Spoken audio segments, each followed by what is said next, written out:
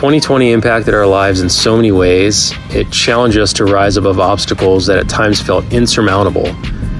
It also connected us all in a new way, and I'd say for me, finally created the needed space for a positive conversation in the workplace about the true value of diversity. That aptitude shouldn't be judged by the color of a person's skin, but by the quality of the person and their experiences and the perspective they bring. It's long been understood that the most important asset of any organization is its people, and that's never been more apparent than last year, where we witnessed companies around the world acknowledge racial inequity and make real commitment to change. Recognizing that the composition of the company's people and all their dimensions of humanity ultimately impact its success. As leaders, the onus is on us to be ambassadors of this change and demand it, and most importantly, be a model of it by creating equal opportunity with unbiased support, by fostering an inclusive team culture, by having the courage to start the difficult conversations, and by always seeking to understand perspectives that are different than our own. Companies, and our company in particular, recognize their responsibility to create an environment of opportunity for all, and that an inclusive culture is no longer an option, it's a requirement. The only way to create that change is to lean in and take action, and I'm just very excited to be a part of all of it.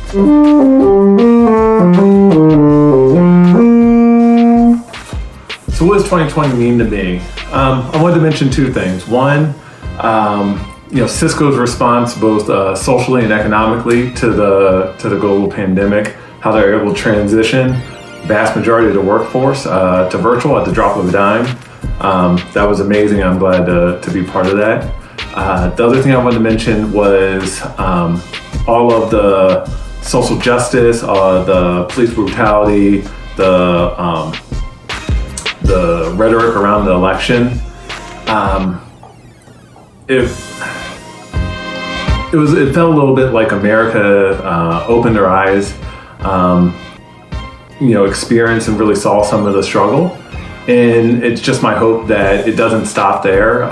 We continue to see and continue to fight and continue to get better moving forward. And last thing I wanted to mention was Cisco donating to Black Lives Matter. That was very powerful for me because as a Black male saying Black Lives Matter, it's just like, yeah, of course. But for corporate America to say it, it's super meaningful.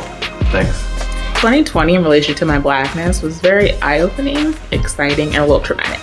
I say that because human nature has us surround ourselves with people that have similar mindsets and opinions.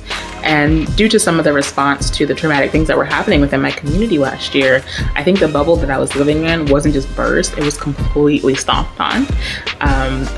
I'm excited though to see that Cisco is working so hard to be impactful. They're putting their money where their mouths are. There's donations by the millions to the disenfranchised, and there are diversity initiatives that may have already existed, but I was not aware of them, and now am. Even today, I'm on an INC stretch assignment thanks to Ronnie Wright. I'm just very proud to know that I work for a company that's working so hard to be an agent of change.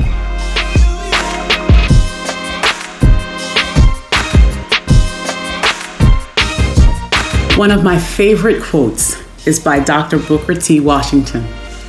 Booker T. Washington was born into slavery in the mid-1800s and later went on to become an author, presidential advisor, teacher, and founder of Tuskegee University, a historically Black college and university in Alabama. As the quote reads, "Success is to be measured not so much by the position that one has reached in life, as by the obstacles which he has overcome while trying to succeed." In our history books, the story often begins with the accomplishments and achievements of many great victors. If we took the time to study the journey to success these noble men and women embarked upon, we'd find many points of defeat, frustration, and disappointment buried somewhere in the small text. It's the defeat, frustration, and disappointment that builds character. It's that character that prevents the defeat, frustration, and disappointment from taking root and making what seems hard, difficult, or impossible now achievable. This quote is often a reminder for me that my success is not measured by titles or possessions, but of the trials I've endured, the obstacles I've overcome, and the challenges I have yet to conquer. May you be inspired to reflect on your own personal journeys and creation of your own definition of success. I believe George Santayana said it best when he said that those who cannot remember the past are condemned to repeat it. Black History Month means different things to different people, but for me, it gives me a time to reflect on the past and to see how far we've come as a society. The momentum has not been great, I'm not going to lie. We are moving slower than I would anticipate, but we're still making progress. Black History Month is a time where we reflect not only on what African Americans were able to accomplish and contribute to this land, but given the opportunity, but also what we can accomplish as a society if we took the time to not only see people as Black, white, Hispanics, or Asians, but as people working together for a greater cause. So on Black History Month, I reflect on the past and I look forward to a future where we put away all our differences and work together as one.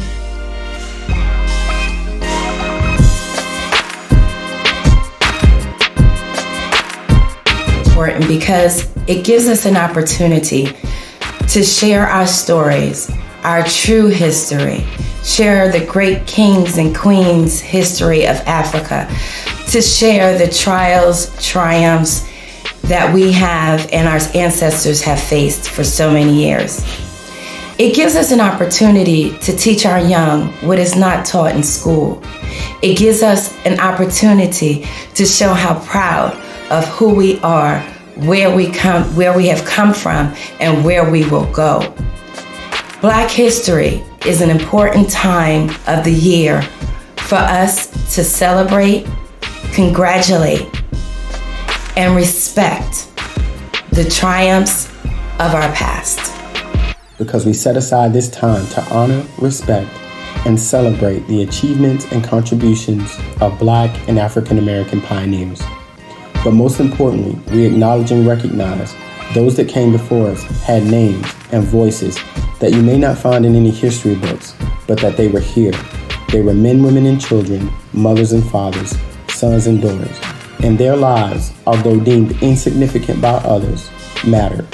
So this month, we share in their remembrance in hopes that everyone would become the keepers of their stories, and those stories would reside in them not only during Black History Month, but every month. I see Black History Month as the idea of learning and relearning.